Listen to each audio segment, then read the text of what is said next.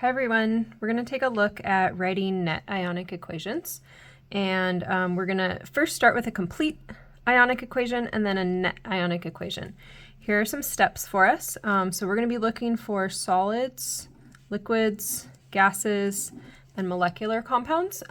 Those are going to stay together. They're not going to dissociate in water. So we will be looking for those in our equations. For example, I see here AgCl with that solid phase symbol. So that's going to be the driving force of this reaction. Other things I want to look for, here's a copper solid, silver solid. In another reaction here, I've got magnesium hydroxide solid. And then later, I've also got carbon dioxide, which is a molecular compound, and water, which is liquid and a molecular compound. So those I'm not going to break apart or dissociate when I put into water. Second thing I want to look for is to break aqueous or dissolved ionic compounds into ions. So I'm looking for aqueous phase symbols on ionic compounds. Third thing I'll do is find spectators and cancel them out. So we'll see what that looks like. And then we will rewrite the net ionic equation, which shows us the gist of what's actually combining in a reaction. So let's take a look at this first one as an example. So if you have a balanced equation to start with, we want to write the complete ionic equation. So we want to show that actually these ionic compounds that are aqueous are going to dissociate or break apart in water. So I would write this as Ag, and I know that NO3 is nitrate ion, it's aqueous phase. The silver, Ag, is aqueous also. And I can use the charge on the nitrate to figure out that the charge on the silver is positive. All right. NaCl is going to be an Na plus ion, Cl minus ion, both aqueous. And then AgCl here, I'm going to keep together as a solid. So again, solids, liquids, gases, molecular compounds sticking together. And then NaNO3 here is an Na plus ion and a nitrate ion, and those are both aqueous. And so this is what I would call my complete ionic equation, okay? It's hard for me to write here. Lots of ions and one solid, okay? And then some ions still floating around in the products here. For a net ionic equation, we want to say, yeah, but what's really important here? What's really changing? And so I'm going to look for any spectator ions that I can cancel out. Spectators, like if you go to, say, a soccer game, the spectators are just sitting there and watching, and they're not really part of the action, okay? It's very easy to be a spectator if you don't do anything, except for maybe yell at the refs. So if I look here, silver positive is different than silver chloride here. Nitrate is the same before and after. That means it's a spectator, okay? Kind of like in math where you can cancel something if it's on both sides. And then I noticed that sodium is also a spectator, same before and after. Chloride is not because it becomes part of the solid. So I'm going to rewrite this, copy paste exactly, but leaving out the spectators.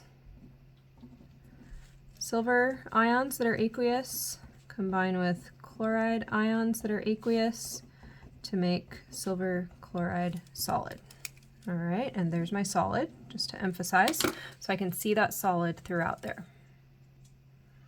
All right, let's try another example, very similar, but with some slight differences. All right, so we've got our molecular equation already balanced, okay, so I can see coefficients. Let's take this first compound and break it up into ions. So again, I see silver ions and nitrate ions. I'm not actually going to write the phases this time, but now do you notice the coefficient in front? So that's telling me that I have 2 silvers and 2 nitrates. So when I write this complete ionic equation, I'm going to say 2 silvers and 2 nitrates, okay, is what that broke into. And then I have my copper solid. And now here I've got something else new, okay, aqueous ionic, so I need to break this into ions, okay. I know nitrate, and I see this subscript which tells me I've got 2 of those. And because I have 2 negative nitrates, I can work backwards and think, okay, well the charge on copper has to be 2 plus to balance that out.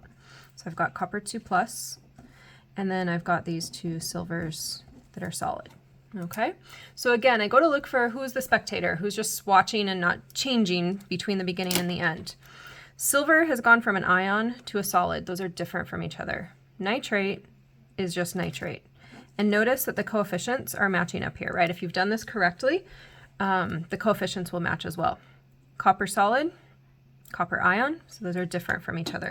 So now I'm going to copy this down, include your phases and your coefficients. 2 silver ions plus copper solid gives me copper ions dissolved in water plus 2 silver solid.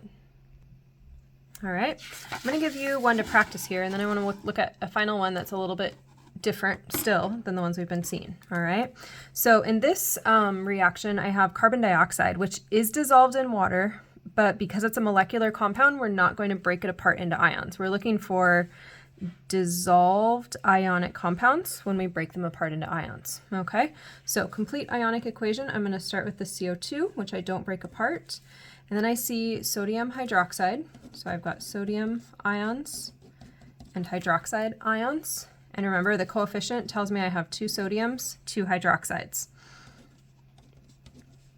All right, now I look at sodium carbonate, so remember, keep an eye out for those polyatomic ions, carbonate, 2 negative, 2 sodium ions, so that's Na plus, but I have 2 of them, okay? And then I have my water. All right, looking for spectators, who's just watching, not really doing anything.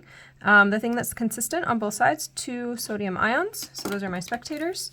So I end up with CO2 aqueous plus 2 hydroxides gives me carbonate ions, forgot my phase here, plus H2O liquid.